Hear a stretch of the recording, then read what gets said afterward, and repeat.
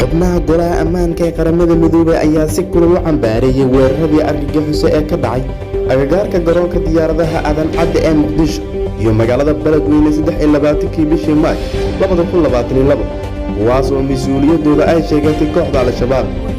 qaraxyadaas waxaa lagu dilay 10 qof waxaana ku dhaawacmay tiro intaasi ka badan. dadka la dilay ee la beegsanayay waxaa ka mid ahayd xildhibaan Amina Maxamed Cabdi oo ka takanowday kiiska Ikraan Tahliil.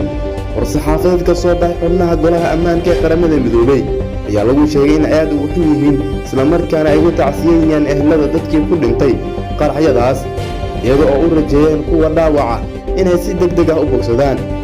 xubnaha golaha ammaanka ayaa hoosta ka xariiqay in loo baahan yahay in lala xisaabtamo dambiilayaasha, abaabulayaasha iyo meelgashiyaasha falalkaas argagixisada lana horkeena cadaaladda ayaa lagu yiri bayaan golaha ammaanka.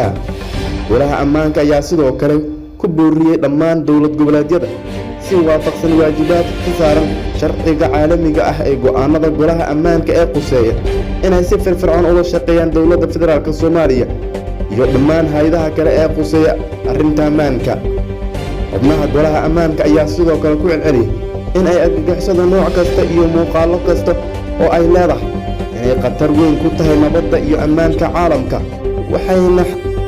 waxay xaqiijinayaan in falalkaas dhammaan argagixisada ay yihiin dambiyo isla markaana aan qiil loo heli karin iyada oo aan loo eegin waxaa ku kallifay meel kasta, goor kasta iyo cid kasta oo geysata, ayuu sii raaciyey warmulkiyeedka golaha ammaanka ee qaramada midoobay.